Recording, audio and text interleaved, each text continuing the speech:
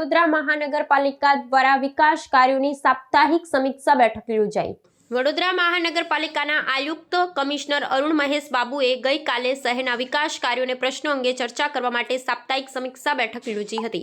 બેઠક બાદ પત્રકારોને માહિતી આપતા કમિશનરે જણાવ્યું હતું કે 15 જેટલા મુખ્ય મુદ્દાઓ પર ધ્યાન કેન્દ્રિત કરવામાં આવ્યું હતું, જેમાં શહેરના માર્ગો પરના ખાડા પૂરવા પર વિશેષ ભાર મૂકવામાં આવ્યો છે।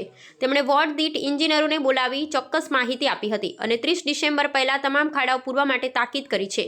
આ કામગીરી સંકલન સાથે પૂર્ણ કરવા પણ સૂચના અપાઈ છે। વધુમાં રસ્તાઓની ગુણવત્તા જાળવવા માટે પણ આયુક્તશ્રીએ કડક વલણ અપનાવ્યું છે। તેમણે જણાવ્યું કે સરકારની સૂચના મુજબ ગેરી સંસ્થા દ્વારા રસ્તાઓના નમૂના લેવાની કામગીરી કરવામાં આવી રહી છે। જો રસ્તાની ગુણવત્તા સારી નહીં જણાય તો સંબંધિત ઠેકેદારો પાસેથી દંડ વસૂલવાની સૂચના પણ આપવામાં આવી છે।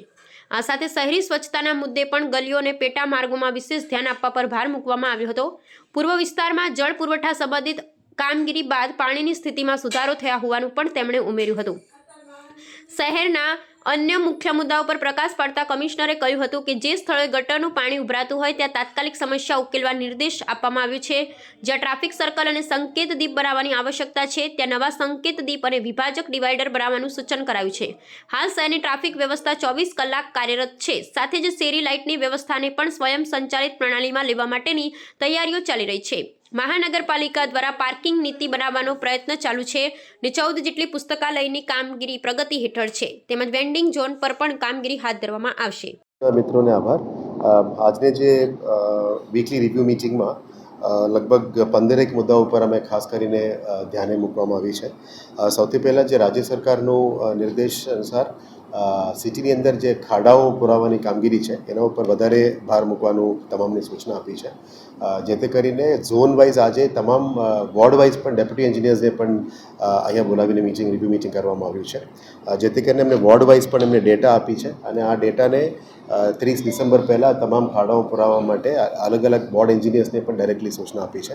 અને જે કોર્ડિનેશન અભાવના કારણ અમુક વખતે રોડ બનાવ્યા પછી પાણીવાળો ખોદી નાખ્યા, અદરવાઇઝ ડ્રેનેજવાળા ખોદી નાખતા હતા, એને બંધ કરીને કોર્ડિનેશન સાથે કામગીરી કરવા માટે સૂચના આપી છે। એટલે ખાસ કરીને આજે પ્રોજેક્ટ ડિપાર્ટમેન્ટ અને વોર્ડ એન્જિનિયર્સ એ તમામને અમે બોલાવીને સૂચના આપી છે અને જે પણ લોકો સાઈડમાં ફિનિશિંગ પણ શોલ્ડર્સ એક સાથે કરો અને આમ તેમ ના કરો અને જે ટેન્ડર કન્ડિશન્સમાં કીધેલું છે એના પ્રમાણે કામગીરી કરવાનું કીધું છે। રાજ્ય સરકારની સૂચના પ્રમાણે ગેરી જે ગુજરાત એન્જિનિયરિંગ રિસર્ચ ઇન્સ્ટિટ્યૂટ છે વડોદરા, એમને પણ અત્યારે સેમ્પલ્સ લેવા માટે અમે કામગીરીમાં લગાવ્યા છે। એટલે ડેઇલી ગેરી દ્વારા સેમ્પલિંગ પણ લેવામાં આવી રહ્યા છે અને ફેઇલ્ડ સેમ્પલ્સના કોન્ટ્રાક્ટર્સને દંડ લેવા માટે પણ સૂચના આપી છે। એટલે આવનારા દિવસોમાં જે સેમ્પલ્સ ફેલ થાય છે એના ઉપર દંડનીય કાર્યવાહી રાજ્ય સરકારની સૂચના પ્રમાણે કરવામાં આવશે। એની ડેટા આવનારા દિવસોમાં અમે રિલીઝ કરીશું। સેકન્ડ, સ્વચ્છતા બાબતનું જે અત્યારે જે પણ પગલાઓ લેવામાં આવી રહ્યા છે એમાં ખાસ કરીને સિટીની અંદર સફાઈ માટે પણ ગલીઓની અંદર ફોકસ કરવાનું કીધું છે। વોટર સપ્લાય સિસ્ટમ્સમાં પણ જે અત્યારે શટડાઉન પછી જે ઇમ્પ્રુવમેન્ટ આવી છે ઘણું ઇમ્પ્રુવમેન્ટ અત્યારે આવી છે, પણ તો પણ કન્ટામિનેટેડ વોટર ના આવે એના માટે 4-5 વોર્ડ છે, વોર્ડ નંબર 5, 12, 13, 15 આવા વોર્ડ્સમાંથી જે સમસ્યાઓ છે એને પૂરું કરવા માટે પણ આજે ડેપ્યુટી એન્જિનિયર્સની ડાયરેક્ટલી અમે સૂચના આપી છે। ડ્રેનેજની પાણી ઉભરાવતું હોય એવા ગ્રીવેન્સીસમાં ટોટલ 14,000 ગ્રીવેન્સીસ એવરેજમાં છે, આમાં લગભગ 3,000 ડ્રેનેજ રિલેટેડ ગ્રીવેન્સીસ છે, એને સોર્ટ આઉટ કરવા માટે કીધું છે। સેમ અગેન રાજ્ય સરકારની સૂચનામાં ટ્રાફિક એન્જિનિયરિંગ વધારવા માટે પણ સૂચના રાજ્ય સરકાર તરફથી આવી છે। એટલે જે સર્કલ્સમાં ટ્રાફિક સર્કલ્સ બનાવવાનું છે, જે સર્કલ્સમાં ટ્રાફિક સિગ્નલ્સ ઊભું કરવાનું છે અને જે સર્કલ્સમાં અનનેસેસરી ટ્રાફિક જામ થતું હોય સિગ્નલના અભાવે ત્યાં નવું ટ્રાફિક સિગ્નલ્સ ઊભું કરવા માટે ટ્રાફિક એન્જિનિયરિંગનું ટીમ અને જે જગ્યામાં લોકો અનનેસેસરી ક્રોસ કરીને જાય છે ત્યાં ડિવાઈડર ક્લોઝ કરવા માટે પણ સૂચના આવી છે। એટલે આ સર્વેના ટીમમાં ટ્રાફિક ડિપાર્ટમેન્ટ, સિક્યોરિટી ડિપાર્ટમેન્ટ અને વડોદરા સિટી પોલીસના ટ્રાફિક ડિપાર્ટમેન્ટ ત્રણેય મળીને કામગીરી કરી રહ્યા છે।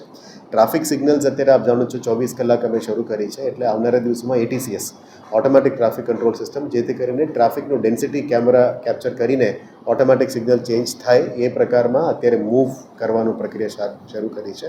અને સ્ટ્રીટ લાઇટ્સને પણ CCMS system, centralise command system, જે સાંજે એક સમયે ઓન થઈ જાય અને સવારે એક સમયમાં સાંજે ઓન થઈ જાય અને સવારે ઓફ થઈ જાય, એ સિસ્ટમ ઉપર પણ જવા માટે અત્યારે તૈયારીઓ શરૂ કરી દેવામાં આવી છે। આના સાથે સાથે પાર્કિંગ, આપ જાણો છો પાર્કિંગનું પણ ઘણું કામ અત્યારે થઈ રહ્યા છે.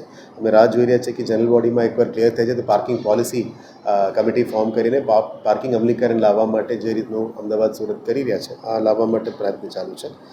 સ્ટ્રીટ વેન્ડિંગ ઉપર પણ અત્યારે ચાલુ છે કે hoarding zones, street vending zones તૈયાર થાય પછી જ્યારે ક્લિયર થાય ત્યારે કરીશું. 4 લાઇબ્રેરીઝનું કામગીરી પ્રગતિ હેઠળ છે અને 14 લાઇબ્રેરી પ્લસ ડિસ્ટ્રિક્ટ લાઇબ્રેરી એનું કામગીરી પણ પ્રગતિ હેઠળ લઈ લીધી છે.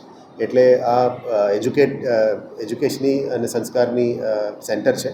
ત્યાં વધારે લાઇબ્રેરીઝ આવે અને વાંચો ઇન્ડિયા વાંચો ગુજરાતનું સ્કીમ સક્સેસ કરે